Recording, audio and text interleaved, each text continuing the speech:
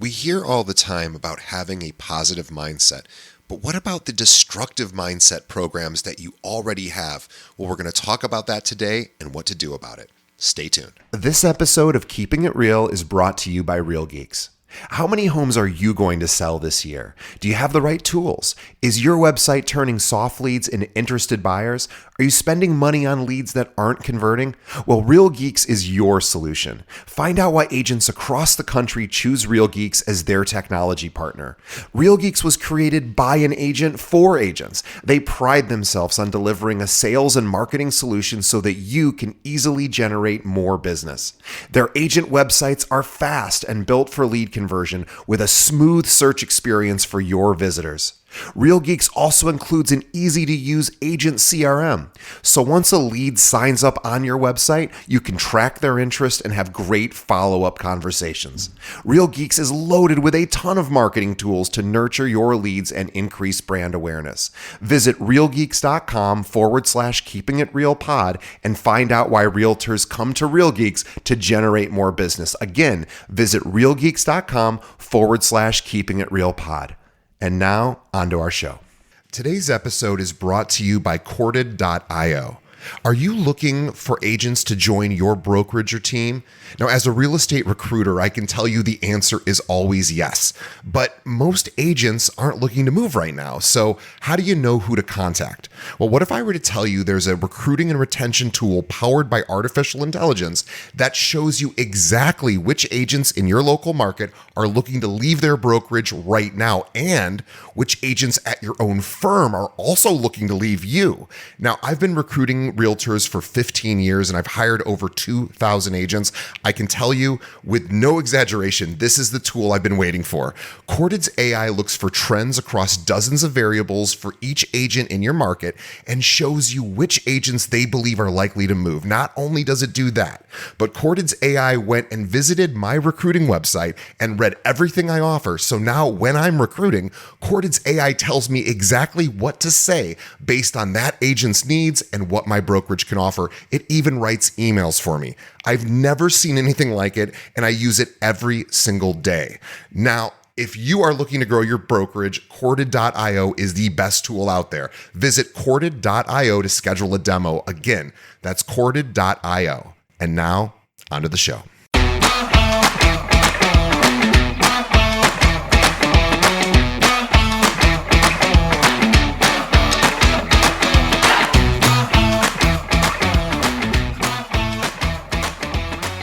Ladies and gentlemen, brokers, agents, lenders, entrepreneurs, welcome to the show within the show, the inner game of real estate success, the show that gives you the tools to master your mind, close with confidence, and thrive in both business and life.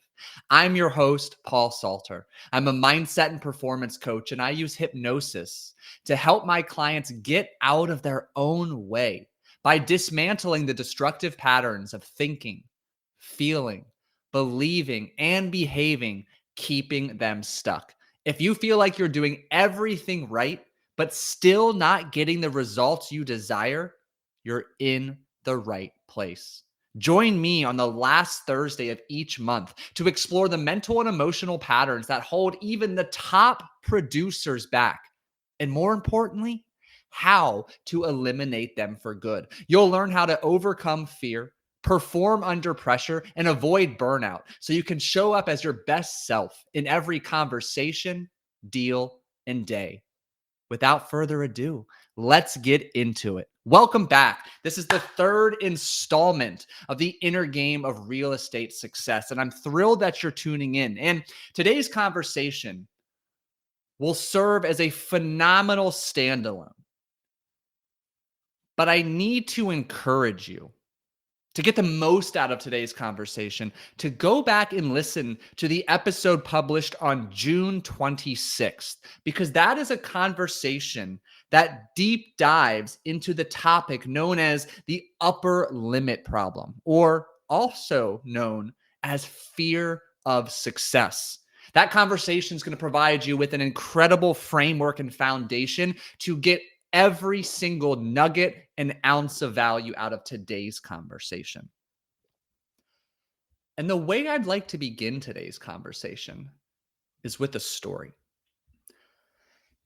And I want you to begin to imagine for a moment and really just begin to listen to see what elements, what characteristics, what aspects of this story resonate with you.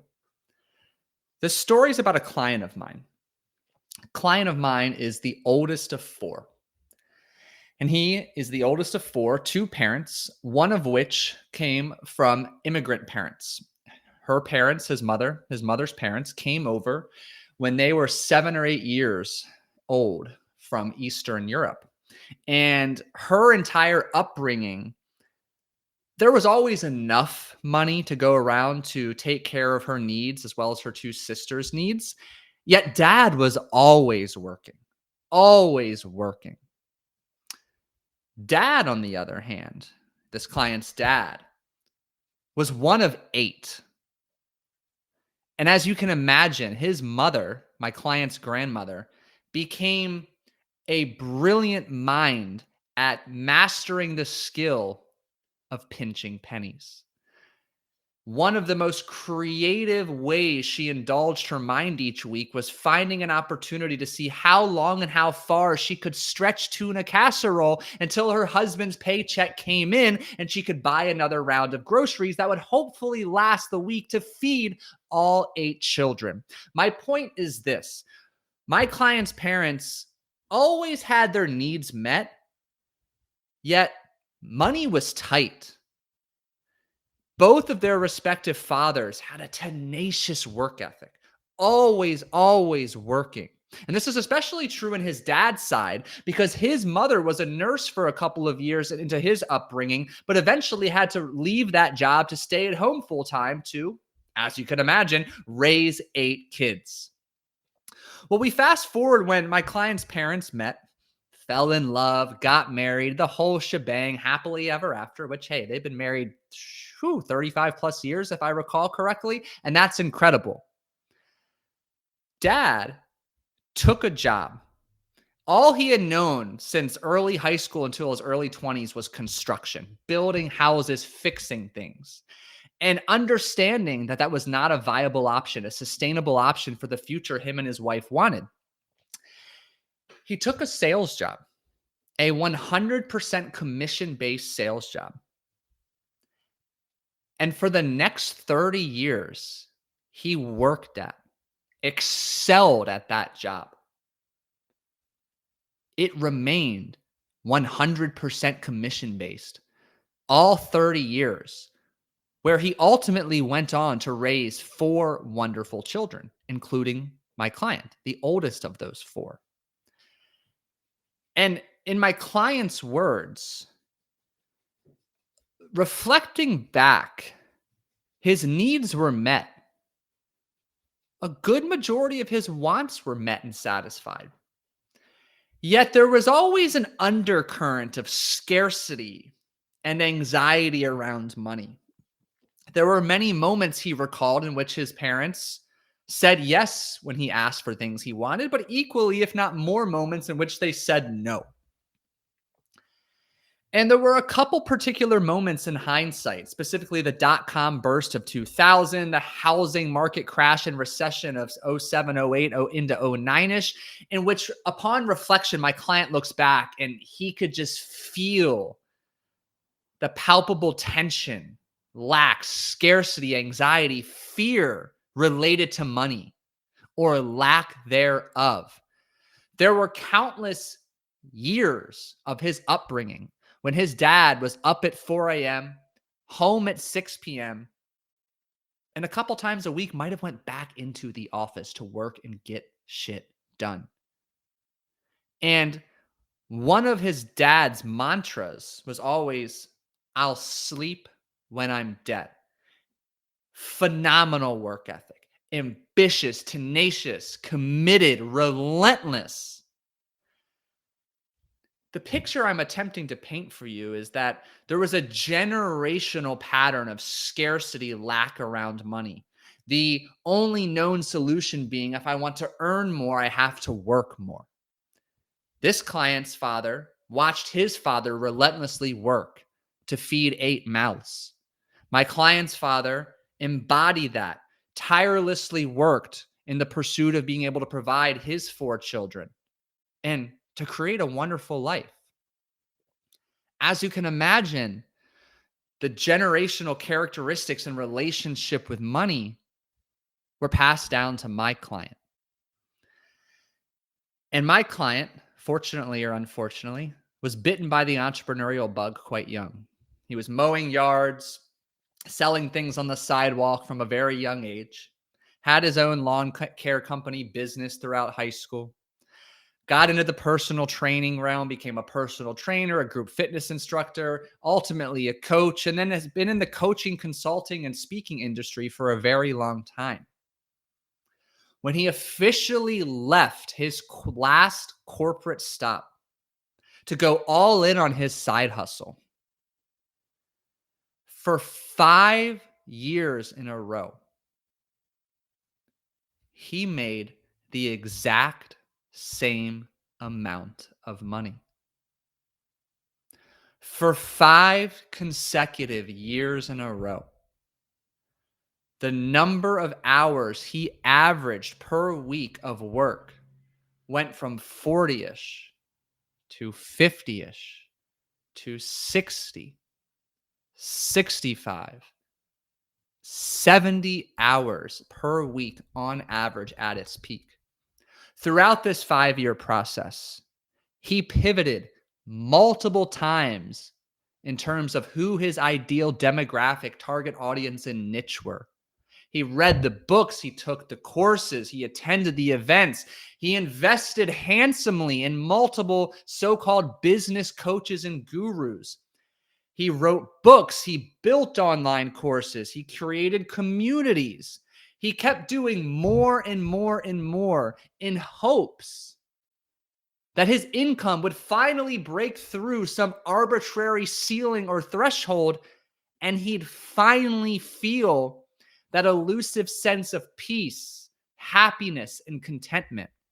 He operated with the belief that the harder I work, the more I will make.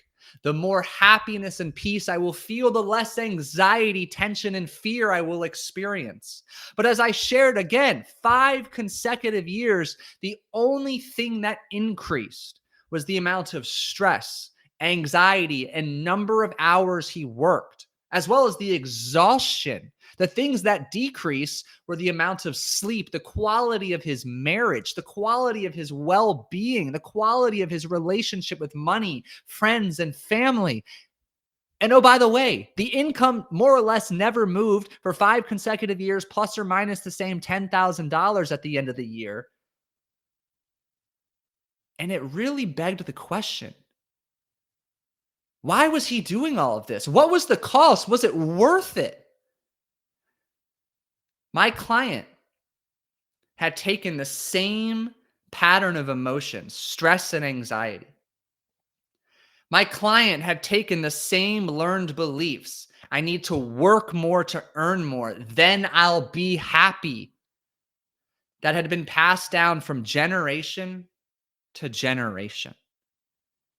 And he replicated that almost to a T for 5 consecutive years. His entrepreneurship journey, again, marked by a plateau in income with increasing levels of stress, fear, anxiety, poor self-care, poor relationships, his marriage ultimately crumbling, ending in divorce.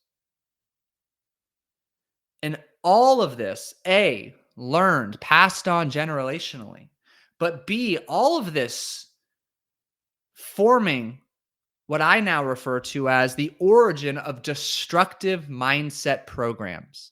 These patterns of thinking, feeling, believing, and behaving that are deployed by our subconscious mind, designed to keep us safe.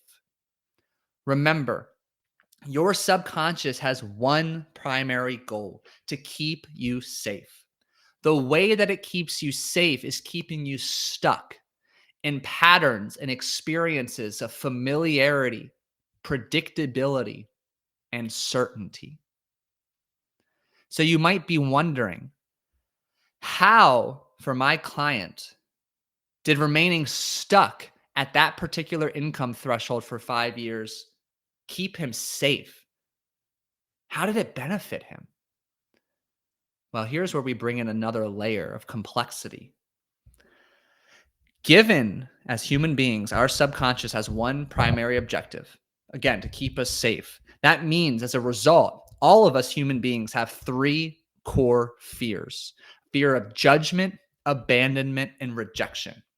And that's because centuries ago, if you were judged, rejected, and ultimately abandoned by your tribe, you either starved to death or you were eaten by a saber-toothed tiger.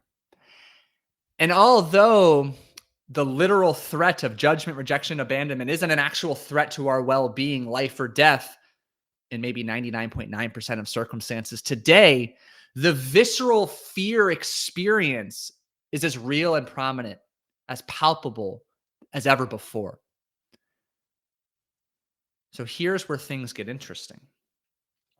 My client, as I mentioned, had been bitten by the entrepreneurial bug from a very young age. He had all these grand aspirations to make a ton of money. His set sight on crossing that 7-figure per year threshold. He's doing all the things. He's writing books, creating courses, hiring coaches, paid advertising, social media, you name it. He probably tried it in some way, shape, or form. He's got these big aspirations, but it felt like he kept running into an invisible wall, a glass ceiling, as if this invisible gravitational like force was creating a form of resistance, holding him back because there was an underlying belief that it wasn't safe to scale his income to the next level. And this could be an entire conversation in of itself, but the key point I want to get to is that safety, or that lack thereof, was rooted in a fear of judgment, rejection, and abandonment from his parents, specifically from his father. My client observed for 3 decades his father work his ass off, 12, 14, 16, even 18-hour days, all to provide for his siblings, his mom, that family, all to provide what my client ultimately described as a wonderful childhood and upbringing with opportunities. How dare my client reach a point where he earns more money than his dad? That's so disrespectful. How dare my client go work for himself, doing something he loves? Not that his dad didn't love what he did, but then in a significantly shorter amount of time, start making significantly more money. How dare he? There was such an existential threat to creating tension, resentment, rejection, judgment, and abandonment between my client and the relationship he had with his dad, that he found himself stuck in a pattern of sneaky, quiet subconscious self-sabotage until he did the work necessary to dismantle that pattern. Now, here's where things become eerie. My client told me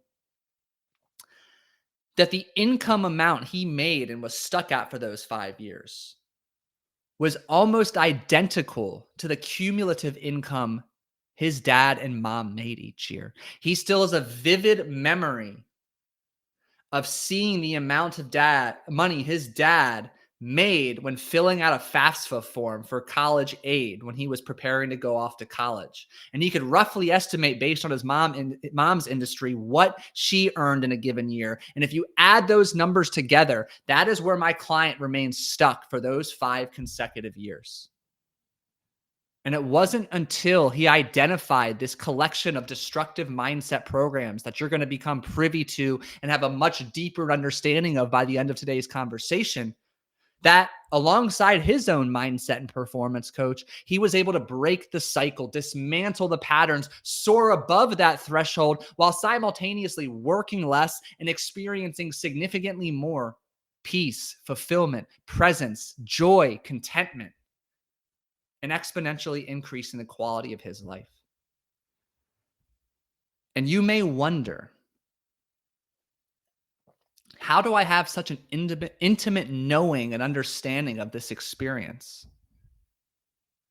Because the client I described is myself. That was my story. for 5 years, held back by the weight of outdated beliefs and behaviors, emotional reactions that weren't even mine, but they were all I knew. Feeling as if I was running into a brick wall, banging my head against the wall year after year for 5 consecutive years, wondering, what the fuck do I need to do to ever change my results? And as I alluded to, it wasn't until I hired my own mindset coach that I was able to see this more clearly than ever before. And then do the work, take the action necessary to break free. And that's what we're going to learn more about in today's conversation. So if you're still with me, buckle up because you're in for a journey. You're in for 15 to 18 more minutes of probably feeling like you're going to be drinking through a garden hose. That's okay because you can go back and re-listen to this. And what I really want to do is tie in a little bit of the key points from last episode, all about the upper limit problem, use that as a springboard to talk about destructive mindset programs. And I'll do that by beginning with a few simple questions. You, the listener, do you know, do you feel, do you believe that you're capable of selling and earning more? Do you know what to do to sell, scale, and earn more? Yeah, I thought so. And if you truly don't, you can quickly fill those knowledge gaps from another episode on this podcast, Google, or all of our beloved best friends, ChatGPT. But the point is this: you don't have a lack of information problem. You have a mindset problem. And if you recall from last episode, the way that I talked about this upper limit problem is using the analogy of a thermostat. So again, briefly, imagine for a moment that your success, your happiness, your income are the temperature of your thermostat, of your home, and your internal beliefs, your self-worth are the thermostat that controls it. Anytime the temperature in your home rises above where you have it set on your thermostat, the AC kicks on and cools things back off. The same occurs anytime you suddenly find yourself rising above the amount of love, success, happiness, or money that you deep down believe you are deserving of. You will unconsciously begin to cool yourself off. And again, this is known as the upper limit problem. It's a psychological phenomenon that describes the unconscious experience of feeling that there's a limit to how much money, success, happiness, or love you can achieve. And this thermostat represents your internal beliefs about how much success, happiness, and wealth you deserve. And the upper limit problem sounds and looks fairly similar for a lot of people. It might sound like, oh, if I keep making this much money, I'm going to burn out, lose my friends, lose freedom. Wait a second. I'm not the kind of person who makes $50,000 a month, 6 figures a month. Wait a second, if I grow too fast, I won't be able to keep up. Everything will fall apart. Was this last month just luck? I can't expect to repeat that, can I? If I get too successful, people will resent me or they'll think I've changed. Sound familiar? So as I alluded to earlier, your subconscious has one objective, and that is to keep you safe. And anytime you begin to step outside of your comfort zone, you rise above that internal thermostat setting, your subconscious deploys destructive mindset programs to bring you back to safety, to cool you back off. And a destructive mindset program is an unconscious collection of emotions, beliefs, and behaviors that serve as pre-programmed reactions to particular triggers. And a destructive mindset program is designed, again, to keep you safe. And it does so by creating a familiar, predictable cascade of events that keep you trapped in this endless cycle of 2 steps forward, 3 steps back. Fortunately, and there are countless types of destructive mindset programs, and we're going to go through some examples. but every single one has the same constituent parts. A triggering situation arises. A flood of emotional energy begins to permeate into your beliefs, your self-talk, behaviors, which ultimately shapes your results and creates your identity. So we're going to take a few minutes and go through each of those constituent parts: trigger, emotions, beliefs, word choice, behaviors. So let's be very clear here. Life demands you navigate an emotional battlefield that is rich in both seen and unseen triggers. It's not a question of if you'll encounter these triggers, but when. So a couple common triggers you might relate to include approaching a new financial milestone or level of success, growing your team, experiencing rejection or a setback, having public visibility or the pressure to perform, hearing about one of your team members, partners, or colleagues hitting another milestone of success, experiencing an unexpected change or loss of control. These are all potentially triggering situations. And this triggering situation triggers an emotional experience. Emotions are pre-programmed, unconscious reactions to circumstances, people, or environments.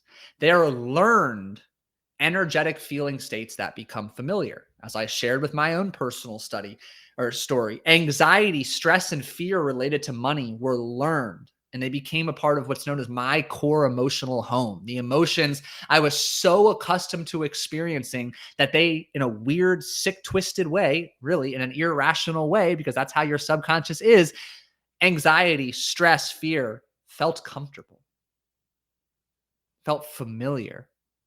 And as a result, I continue to find ways to get my fix of those emotions. Important to note about the word emotion. The Latin derivative of the word emotion is simply energy in motion. So when you feel that tightness, that tension, that heaviness, that butterfly-like sensation, it's just energy moving throughout your body. Yet, when you lack the emotional intelligence and the complementary tools to process and express this energy, this emotion, it becomes trapped. And as Sigmund Freud said, unexpressed or trapped emotions will never die. They are buried alive and will come forth later in uglier ways. It's like a pressure valve. Inevitably, it will burst if that pressure does not reduce. And I'm a walking testimonial. My marriage imploded because I was unable to break free from these patterns. That was that pressure valve moment. So what are some of the destructive emotional experiences? Again, emotion on its own is not destructive unless you invite in that emotion to take the steering wheel of your life and to be in charge of all of the decisions and actions. But some of the potential destructive emotions can include fear, frustration, anger, anxiety, disappointment, shame, regret, doubt, impatience, and even overconfidence. And all of these emotions may be experienced quite differently depending on the individual, but you might experience one or more of those emotions as tightness in your body, tension, knots, butterflies, pins and needles, warmth, a heat, a heaviness, a stiffness, a rigidity. So we know triggering situations arise, an emotion is triggered. That emotion then begins to affect our beliefs, or what beliefs begin to then serve as the filter through which we make decisions and take actions. So I like to talk about beliefs as the lens through which you see the world. They help to facilitate predictability and safety in your life, and they serve as a filter for your decisions and actions. Every single one of us has 4 core beliefs. We have a belief about ourselves, others, life, and money. And this is probably a podcast conversation all on its own for a future one, but I want to talk briefly about this.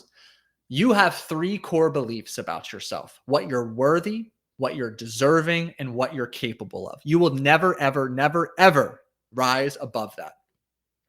Period. You can talk about how much you want to earn millions of dollars every year, but if deep down you don't believe you're worth more than 500,000 a year, you will never make more than that. Period. Your life experiences also dictate whether or not you trust others and whether or not it's safe to see the best in others, whether you view life as fair or unfair, and whether there's always or never enough money. What makes this situation about your belief system interesting and can make it feel as if it's an uphill, never-ending battle is that researchers estimate 95% of your belief system is formed before the age of 7. So the current set of beliefs you possess may not be yours. Yet, you're the only person who can do something about that. So common limiting beliefs that might resonate. I'm not cut out to be a top producer. I don't deserve to make that much money. I need to struggle to prove that I've earned it. It's too much competition. I'll never stand out. The market's saturated. I'm not good at sales. I'm not a natural closer. I'm not tech savvy enough to keep up. Success means sacrificing time with family and peace of mind. Any of those sound familiar? They hitting you in the feels? You noticing some of that emotional energy swirling throughout your body? So I use that specific analogy. A belief is like a filter, a lens through which you begin to make decisions and take action. Your belief has a direct impact on the words you use to speak to and about yourself. And I want you to listen closely when I talk about this. There's an inherent energy, a magic, if you will, in your word choice. And I'm not trying to get all Harry Potter on you, but I need you to hear me when I say it's not a coincidence that the construction of words is referred to as spelling. You see what I'm saying? Words have the power, the potential, the magic to cast a spell on your energy, actions, results, identity, and reality. And words are the individual building blocks of your mental sentences, which really is just another way to say your thoughts. So interestingly enough, it's estimated you have between 50 and 70,000 thoughts per day. Roughly 80 to 90% are negative, and roughly 80 to 90% are the same as yesterday. Fortunately, you have the free will and the power to choose which thoughts you hold on to and give more time, energy, and attention. So as we continue downstream, there's a trigger, an emotion. It basically dictates what lens or belief is going to come up. That belief then influences the words we use, our thoughts, which then dictate the actions we take. And when I'm talking about actions, specifically behaviors, I'm addressing self-sabotaging behaviors. Again, these are destructive mindset programs after all. So there's an element of sabotage, of course. So I like to talk about sabotaging behaviors by breaking them down into two categories: capital S and lowercase s sabotaging behaviors. Capital S sabotaging behaviors are the obvious behaviors you're aware of that are sabotaging your success. They're the behaviors that if anybody were to see, hear, or read about would instantly say, oh, no shit, of course you're sabotaging yourself. So this could include drinking excessively to unwind or celebrate, avoiding follow-up calls or client conversations, withdrawing after a deal falls through or a client backs out, binge watching or scrolling social media during work hours, skipping coaching calls, ignoring advice, neglecting financial awareness and management, or turning to food, gambling, or overspending to cope with emotional stress. Lowercase s sabotaging behaviors, on the other hand, are the not so obvious, often overlooked behaviors you're unaware of. On their own, seems like no big deal. It's a one-off, not that bad. These are quiet, sneaky forms of self-sabotage that seem harmless in the moment, but they erode performance, confidence, and momentum over time. Examples include hitting the snooze button and starting your day in reaction mode, skipping morning routines, meditation, or planning, not posting or promoting yourself consistently because of not feeling ready, Or might I add, thinking you're good enough? Downplaying wins, procrastinating on uncomfortable tasks, comparing yourself to others, avoiding CRM cleanup, or following up with lukewarm leads. Any of those sound familiar? Capital S, lowercase s, sabotage?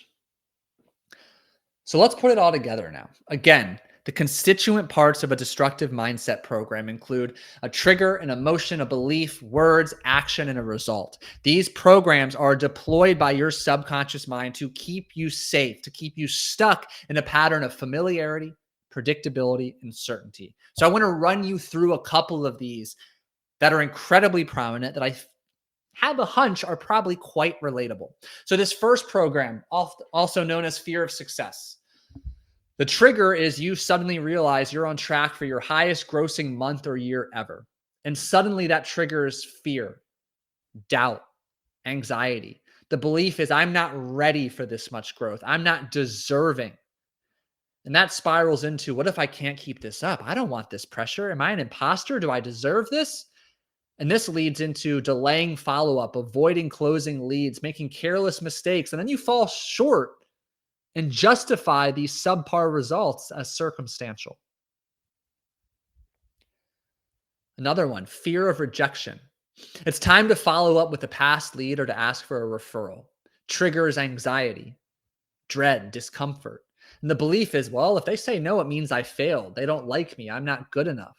So you start to craft these sneaky excuses and justifications. They probably forget about me. Or I don't want to be annoying. And the action is you avoid outreach or you delay contact, and then ultimately you lose the opportunity and you diminish your pipeline. Imposter syndrome. Let's say, for example, you land a high-end listing or close a major loan. Immediately you feel insecure, fearful, uneasy. Suddenly you believe, I'm not qualified to be here. Ooh, I don't deserve this. And you start talking to yourself and it sounds like, ooh, I'm going to be found out. They're going to realize I don't actually know what I'm doing. I'm not qualified. I don't have enough experience, the right experience. So you over-explain yourself. You second-guess your decisions. You pull back, underperform, and miss opportunities. One of my personal programs I had to work so hard to overcome was the relationship between money and success. Suddenly, let's say, for example, a commission check clears or a big month is on the horizon. You're tense, you're fearful, you feel overwhelmed. Money always comes with pressure is the belief you're operating from. More deals means more fires to put out, more people to impress, more conversations. And suddenly you begin to unconsciously slow down, cool things down, or overcomplicate deals. And your momentum suddenly flatlines after a big win. Let's do one more. Let's say you have this inherent need to be liked, to fit in. It's called being human. It's just more prominent and stronger in some of us compared to others. In an example situation, imagine for a moment you're ready to assert higher standards, raise your rates, or to niche down, go after your new target market, but you feel a sense of insecurity, a fear of disconnection and guilt. Maybe you're contemplating leaving your team and going off on your own.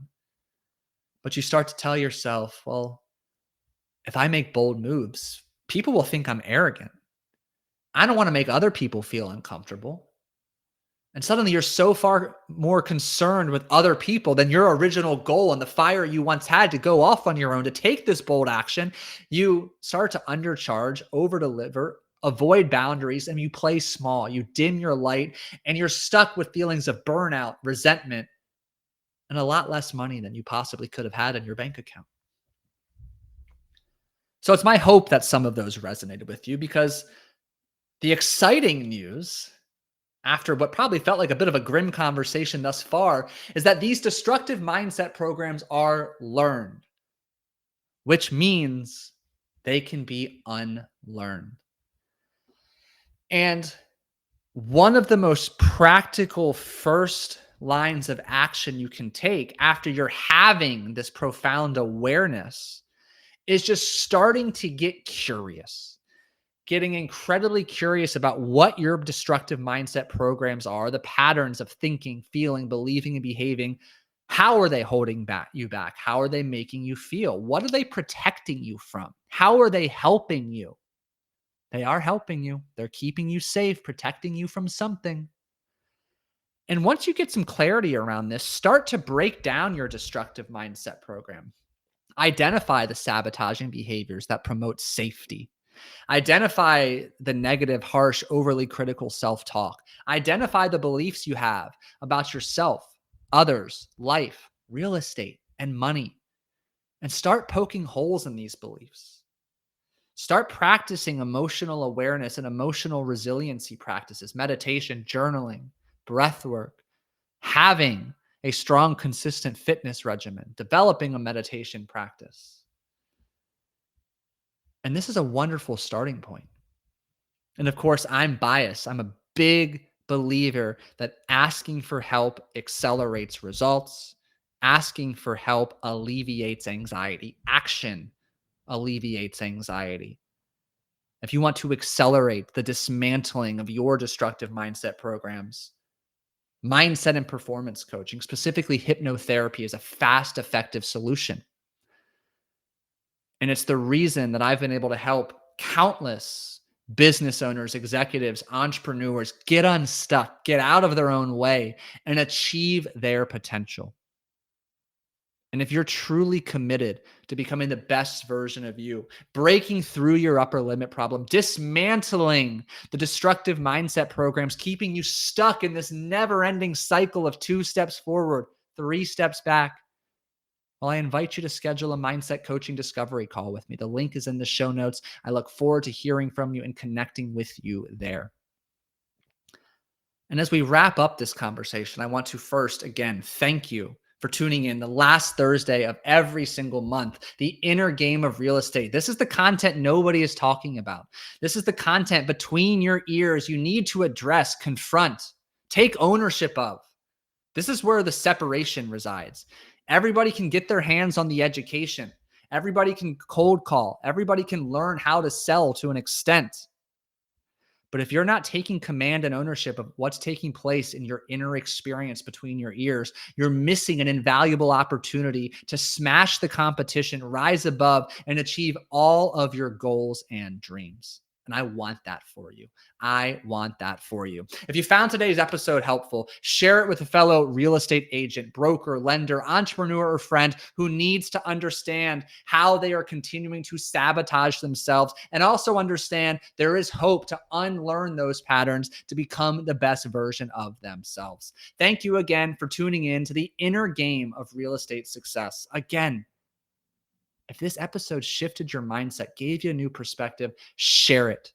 And if you're ready to go deeper and eliminate what's holding you back once and for all, visit the link in the show notes to schedule a mindset coaching discovery call with me.